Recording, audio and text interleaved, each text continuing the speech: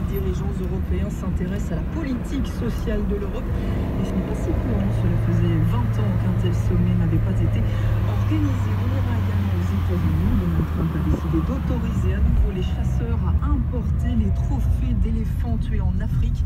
Les associations s'indignent d'une mesure qui pourrait favoriser le braconnage. De la culture aussi au programme avec le nouvel album d'Etienne Dao, le cinéma français qui mène une opération séduction à Singapour. Et puis dans 20 minutes, on va parler d'une invention dans France Info Junior.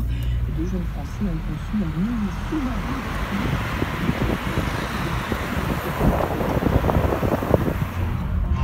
France Info.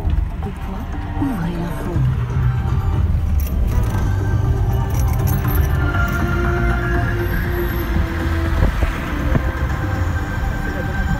L'actualité du jour avec Thomas Pontillon. Bonjour, il était le parent le plus redouté de la mafia sicilienne. Toto Reina est mort en prison la nuit dernière. À l'âge de 87 ans, un mafieux sanguinaire condamné à 26 peines de prison à vie. Saad Hariri reçu demain midi à l'Elysée, un accueil qui ne plaît pas à l'Iran. Téhéran accuse Paris d'alimenter les tensions au Moyen-Orient. Fallait-il un procès HSBC? La banque va payer une très grosse amende pour éviter la caisse tribunal dans une affaire de blanchiment de fraude fiscale, un choix regretté par certains députés. Et puis le train de plus en plus délaissé par les usagers, en cause les retards trop nombreux. France Info. L'ancien parrain de la mafia sicilienne, Toto Reina, est mort la nuit dernière. Celui qui avait été surnommé le Fauve est décédé en prison à l'âge de 87 ans.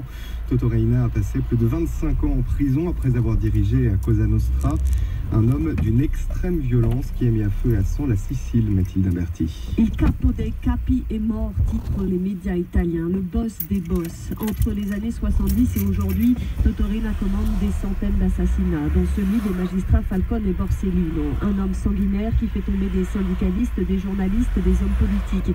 Reina, dont l'Italie découvre le visage en ce jour de janvier 93, quand il est enfin arrêté après 24 ans de cavale en famille. Durant cette période, sa femme donne naissance à 4 enfants, tout à fait officiellement, dans une clinique de Palerme. Toto Reina était protégé. Il est condamné durant sa vie à 26 peines de prison à perpétuité. Il est mort cette nuit dans l'hôpital pour détenus de Parme. Considérant ses conditions de santé désespérées, le ministre de la Justice avait autorisé sa famille à lui rendre visite. Toto Reina, qui a eu 87 ans hier, n'a jamais exprimé le moindre retrait. Rome, la souveraineté contestée. Emmanuel Macron, le chef d'État français, va accueillir à l'Élysée le Premier ministre démissionnaire du Liban avant de déjeuner ensemble ensuite.